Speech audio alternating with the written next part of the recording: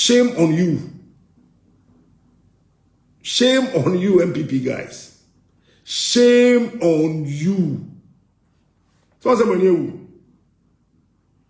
You guys were thinking, say, hey, that is how you killed John Kumah. That's why the NPP poisoned John Kumah. When I said it, people thought that I was joking. And Tim and John Koye. It's the same way the NPP poisoned Honorable Appiah Kubi. When I said it, people thought that, oh, Captain Smart Pekasa. Then Honorable Appiah Kubi and Kasa Babonting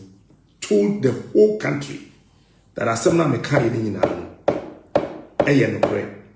And let me say this and repeat again. Say the youth of this country, we will never ever sit down for empty-headed people calling themselves politicians to destroy the future of this beautiful country. What are they talking about? And we talk about video now. I was asking myself, we a young guy with the NPP. We a young guy with the NPP. They are now say Captain Smart video ni. Yes, Shasia.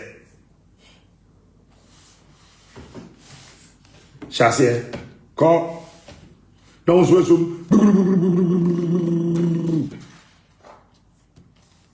It's 2023. July, August, September, October, November, December na no mko hokoye jumano. Na soja for na fio. Omedu na mu gusu binuma bu nkotoja omo prosecute watch on eye kom mama yam wai ayi asase na waste ayi na mo gya no ho mama ye nchesere kakra na ni tia nkan kire sa abontin so fo mefa nkodi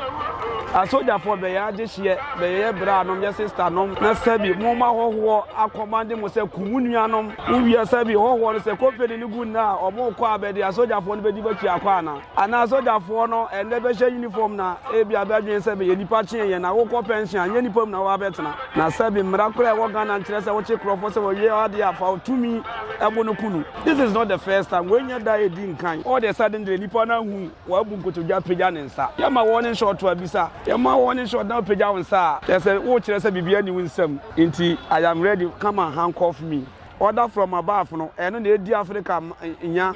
winner takes all.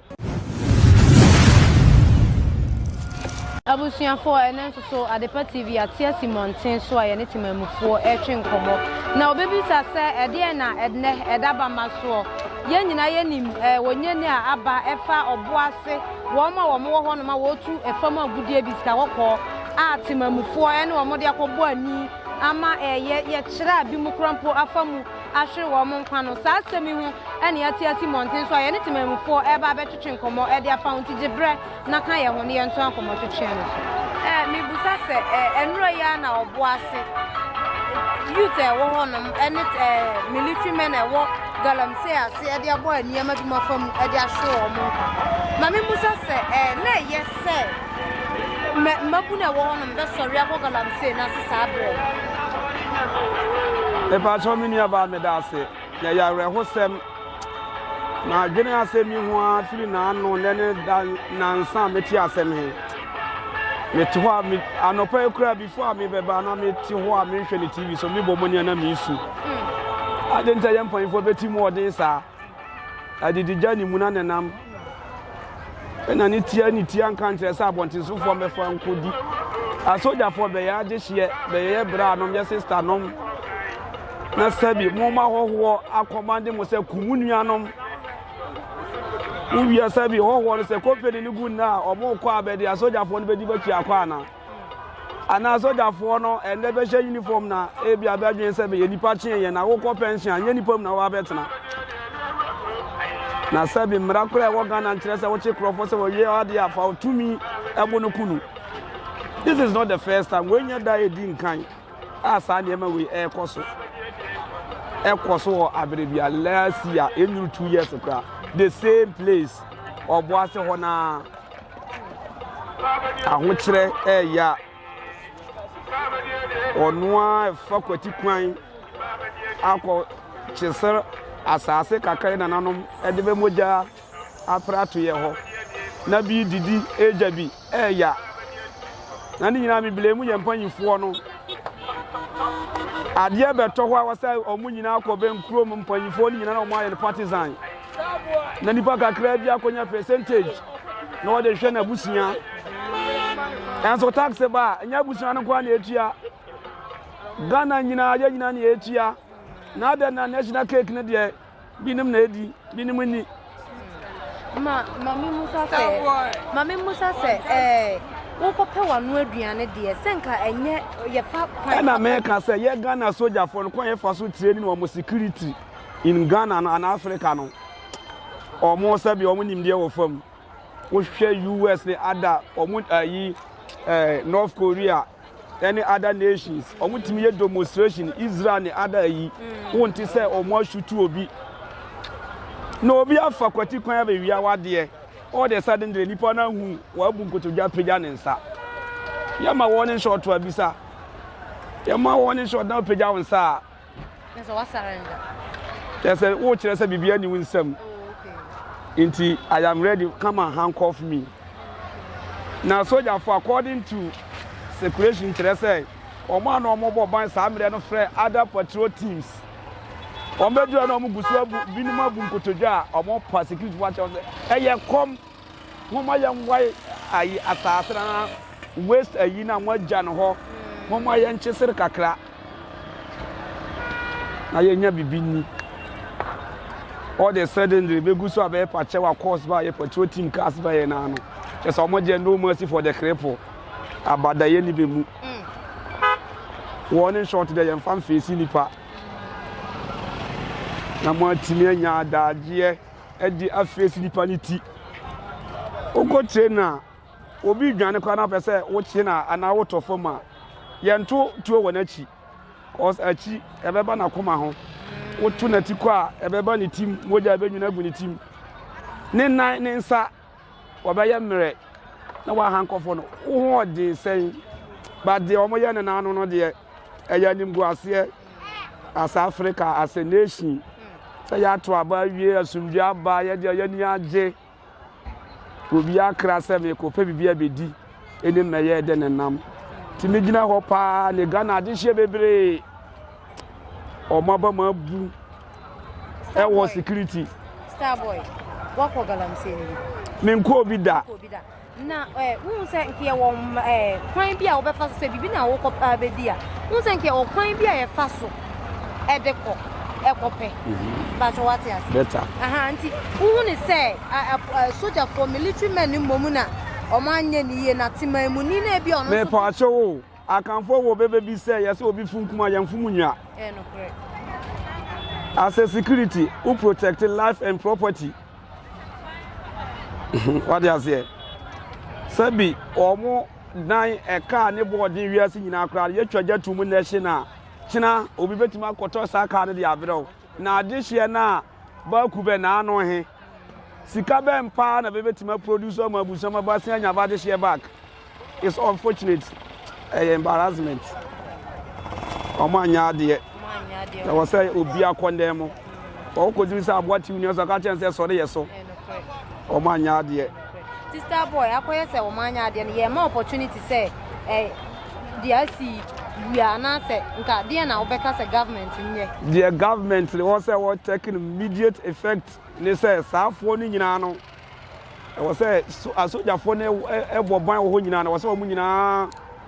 omo de omo na de nyina gu fam because order from above no eno na edi Africa nya winner takes all they be obi stomach direction a war painting no oh shoot them because we hu ni enemy anabi ya ni political opponent bi wom they be anadwen say be asabi and DC and NPP but man chere oko developed countries that to about we are all politicians oh omo nyina ya wan amanyo sem shaase sa na sometime no I can say ABC by 1 year the same incidents happen here yan shutu obia Aposi for so yaka so mo investigate about 3 days today so no. Obi animu a wotimi confirm mo kire say galamsey yes na na mo ko dege hin no no mo kita weapon. What you say? Not just I don't target say from today Appiah in my own thinking no Appiah change of government about there why be who Appiah no you be fire sa na me adwene ye me e go bia si na no the same similar problem mutimi solve wo ye arrest wo mo de wo come police by the paper court ye de be court omo so I say ye ja omo no ye ja omo na ada na we there the same ayi na career enforcement no ba be ka omo na omo so omo na person dey so a you see 2 pickup e na ba ye inti mo so ba ya mo ntimi control crowd no e was mo san frɛ foforo kanu ayi na ye hitting so water kanu ni hwan omo cars se Kumasi na obo ase dey less than 1 hour drive but huriye mo jampa ni team de omo ye no de obi ani ho a obegina ba bia ka se obi fun kuma yamfum nya antwa yie boy nti uhu ni se aban wom galamsey sensem yen tu ase ana ye obo ase de ne there is nothing to say about galamsey adidija unko develop countries ba bia omo to gold no ko Africa ya South Africa unko Johannesburg ba bia omo to gold ko hwe o se ne o city na sabi o pesa wo yere wone ne tena fie ana wo ba onko didi obi fie a enya me na be ma na me o ma ne me a akura bi a wo me wo fie wo pie abontina wonko gina obi aduane ho because be didi na kodi agoro wonko ankodi obi aduane akura na pie wa me oni na nka wa hu za sika fo ba be ko yes ako face sa problem we he aska sika ni bi ba wom minister ba bi wom NPP wom omo didi ame Inti aya ye koto aba ye de be ko ye sabi msemunu no be wi a na o madan o machi ama be inti kom so eya inti sa wo no de me ka se e ye omo pa e na na wo nye nipa se wa sori a no pa ma wan sidi ni oboto mo be hu say yes e wi ase no o gwa be so fo di agro wo be wi obi ade emra Yesu nam ba bi a no ko ye asem o ko kan sempan na kom de no no okopie dia bi abroad ma dia he na wonim se ba wo so ba wo se wo ko tibidi okoya ba ni so no dia asem na Yesu kan aye enzo sabi sanya wo na edua bia no ma dwenim na me kan se bia ne de sini ba bi wonno ase wonim ta ma dia but na dwenim se me ko ha menya aduane okoya wanya bi no asem be no kan aye faso ni bia no so na wote man na over 70% ekom eku wo mu aho kire omuni kamafo a na man no ye wo problem ti the American say the see no de Ghana ha bia no e was omudi e was china kwa president mass statement say was omuma maybe a 3 days morning for state enyo bo ase fo nko a because Ghana nyina yenyi na me ensan oh yes you know de wo yi de see secret na a natural disaster and where the woman error ni papa na sheda because developed country be anywhere we be see and a serious country aka a soldier 4 point ni post 4 point ni sa company ni point 4 nyina na omo de omo na de agu form say upon further notice sell hwehwemu or per clean hands na the yes in there amwa abusian star boy and I was telling and what in chemu kon wa was sa media ni yam ya ni yasati ni asem na si ni what 3 days asu ashe dan mu anti aban enye nhwehwemu project fe coffee na wo ma wo ho aka no on to me eni emfama wo o se company no kra no omo for now no kra wo se omo shut omo down na ba be wo ho abe ye adwuma no sabade hye bi ni ba kube no Seba show car there say. Now as a nation, bisa contractor here politicians aside from other countries, no. European and say we are minor percentage say no with my mind. Now you say back for fraud was it mean to me see able sign. Who be see was it half. Now as a nation, we have lectures, professors, PhD holders, degree holders, one cause sign deal ama nation now. Because was 10%. Okay, was about some. Timini about me that said yes, you know, and that's a pass on your many.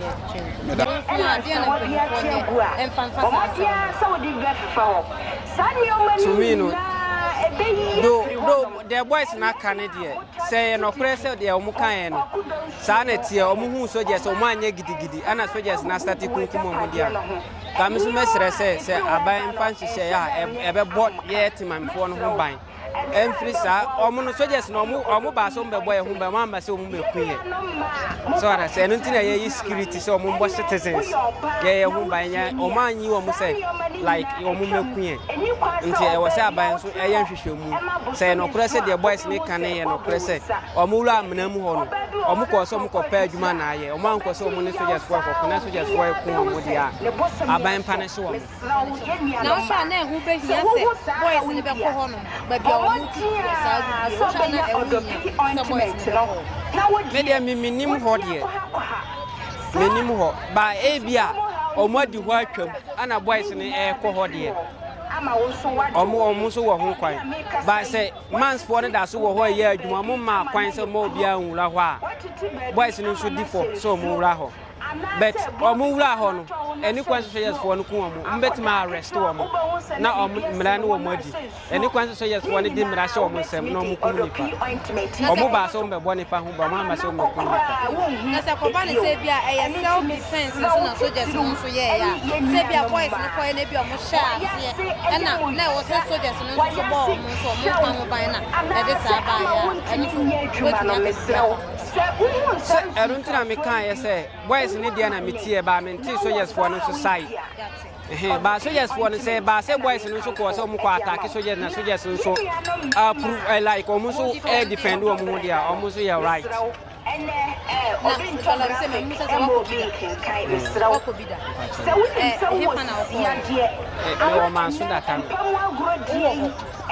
na metebet be nam se school ntina ma be di ha yes ade ananka wo na wate aso mesraw na ye na ma wo ye na she ntinya na mesraw adua ebeboa eyo dem tie ye gala no because of ya adwuma bi ani ho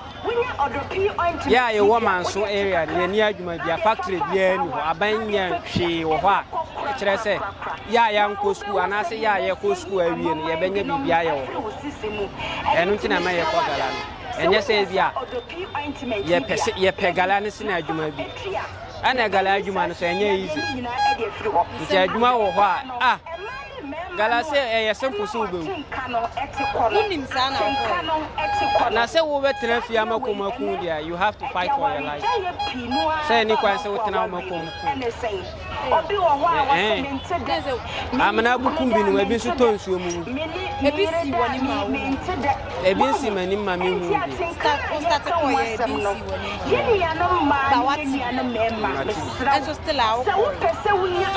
say me ni option me say my real nursing training by imposting na we nursing training but imposting but ko gala me wo na me hu say baby omo say oh baby me kwa menye ska me ko wanamo ya wehene wota titia na ye kro kan ye wi ache sen ko mpe so yes na ku om entre nti who ni say boys no kwa o ko na ehu behia say wo say o ko kono mo ko na say ade bi ade organize so change of government ba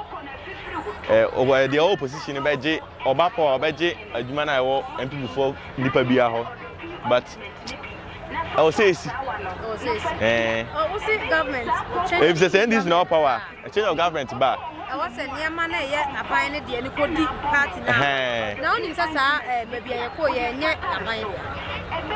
but say aban na makwan say omuntu aban na engineer we na say voice no ko kwani dey also mo ko but na ni kwa say ko mo dey sa patapa no ko na go say o mo ko no in the right way enko fo bebre ya de omonsa ne captain smart so say wono ne ko kan ye say boys ne nko ho nko pe omo no duan wo ni say wono ne ko fa asemu ba ye na sa asemu ya ko ba oh or can say I mean but say what can I say no one can say 5x4 square so quite aduma one can say 5x4 chinchina so just so and no money no more so quite also all the crime panels on it now go pay ukwaya aduma na pay wadun aduan na e bi other boys on so quite so man kono crime pass ibo kon kwano mukta weapon so mukta weapon there yes police oh yes e dia enye wa be wo ani dey etu ase entwa so sinipa so obo so be bo no ban so moja wo ni mu se nipa na okọ na to nya ma ni me plan answer na nke police squad the police na en tutu ba hard ba so ye ne dey o tempt ka kra ba wetu maku dawe glanse ni dey you can make us a make up ma me mpene if you ngasa no dawe if you ngasa personal dey glanse ni dey